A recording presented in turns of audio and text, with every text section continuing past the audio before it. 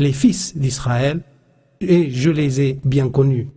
Je suis donc revenu à mon Seigneur, a-t-il poursuivi, et j'ai dit, Seigneur, allège la tâche prescrite à mon peuple. Il en supprima 5. Je suis revenu à Moïse et lui ai dit, il en a supprimé 5. Il a dit, ton peuple ne supportera pas ça. Retourne donc à ton Seigneur et demande-lui un allègement. Et il est de poursuivre, je suis resté ainsi à faire l'aller et le retour entre Dieu le Tout-Haut et Moïse, que la paix soit sur lui, jusqu'à ce que Dieu dit, ô Muhammad, ce sont 5 prières par jour et nuit. Chaque prière se comptera pour 10, ce qui fait 50 prières par jour. C'est ainsi que la prière fut prescrite dans le ciel par le Seigneur des cieux et de la terre, qui a confié à ses anges de se relayer auprès de ses serviteurs qui accomplissent la prière. Muhammad, l'envoyé de Dieu, que la bénédiction et le salut de Dieu soient sur lui, a dit, des anges se relayeront auprès de vous pendant la nuit, d'autres pendant le jour. Ils se réuniront à la prière de l'après-midi et à la prière de l'aube. Puis ceux qui ont passé la nuit auprès de vous montent vers Dieu, qui leur demande, tout en étant le mieux à vous connaître. Comment avez-vous laissé mes serviteurs? Ils répondent, nous les avons laissés en train de prier et nous les avons retrouvés en train de prier.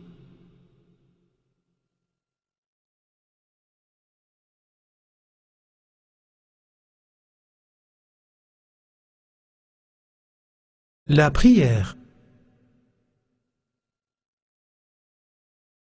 Elle a été citée des dizaines de fois dans le Coran et y est prescrite avec insistance. Un groupe de gens du feu ont péri pour avoir abandonné la prière. ما سلككم في سقر قالوا لم نك من المصلين. L'envoyé de Dieu, Muhammad, que la bénédiction et le salut de Dieu soient sur lui, a dit, si vous êtes en état d'impureté, Dieu n'accepte vos prières que si vous faites vos ablutions. Dieu a ordonné de se préparer à la prière par la purification en nettoyant la malpropreté et en éliminant l'excrément. Cela nécessite parfois de la part du musulman d'aller aux toilettes. Pour ce faire, quelques règles sont à observer par le musulman. Entrer du pied gauche et dire Bismillah, Allahumma inni a'udhu bika min al-khubuthi wal-khaba'ith. Sortir du pied droit et dire Ghufranak. Tâchez d'être à l'abri des regards en satisfaisant un besoin. Ne pas avoir sur soi des choses sur lesquelles le nom de Dieu est mentionné. Faire de son mieux pour ne pas satisfaire un besoin en s'orientant vers ou en tournant le dos à la Qibla. Ne pas parler en satisfaisant un besoin, sauf en cas de nécessité. Ne pas se nettoyer en utilisant ni un os, ni crotte, parce que ce sont les provisions des djinns. Ne pas utiliser la main droite pour se nettoyer de l'excrément, ni pour tenir l'organe. Le prophète, que la bénédiction et le salut de Dieu soient sur lui, a dit, il ne faut pas tenir l'organe avec la main droite en pissant, ni s'essoyer dans les toilettes en utilisant la main droite. Pour s'essoyer, les cailloux peuvent remplacer l'eau. Ils doivent être utilisés en nombre impair. L'eau et ses conditions. Il faut que la quantité d'eau soit suffisante pour les ablutions. Si la quantité en est insuffisante, on doit faire le tayammum, les ablutions sèches. L'eau doit être purifiante, c'est-à-dire qu'elle ne doit être mélangée ni à des produits purs, ni à des malpropretés.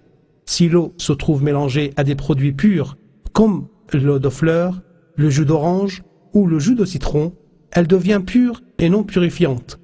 De même, si elle se mélange avec de l'excrément, comme l'urine ou autre, elle devient souillée. Dans les deux cas, l'eau n'est pas bonne pour les ablutions. Cependant, si l'eau change de qualité en raison de l'environnement, rien n'empêche de l'utiliser pour se purifier.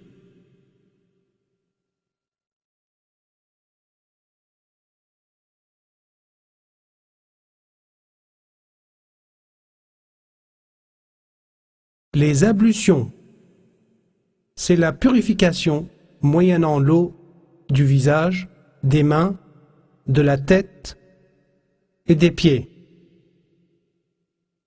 يا أيها الذين آمنوا إذا قمتم إلى الصلاة فاغسلوا وجوهكم وأيديكم إلى المرافق وامسحوا برؤوسكم وأرجلكم إلى الكعبين.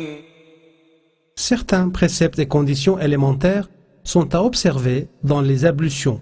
Si l'un d'entre eux manque, les ablutions ne seront plus valables ni légitimées.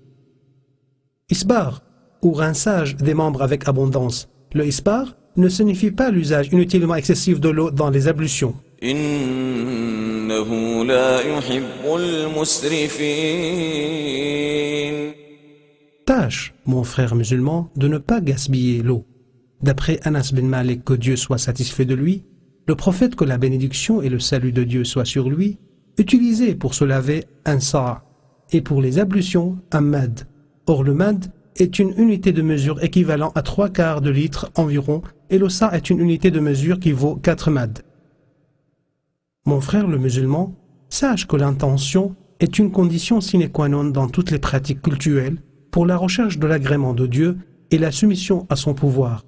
Le siège de l'intention est le cœur et non la langue.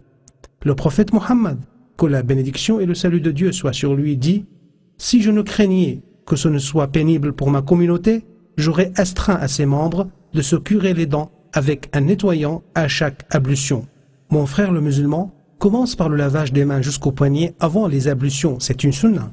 Au réveil, il est recommandé de se laver les mains 3 fois jusqu'au poignet. Le prophète, que la bénédiction soit sur lui, a dit « Quand l'un de vous se réveille, il ne doit pas plonger les mains dans le récipient avant de les laver 3 fois, car il ne sait pas où elles se trouvaient pendant son sommeil. » الحمد لله الذي أحيانا بعدما أماتنا وإليه النشور.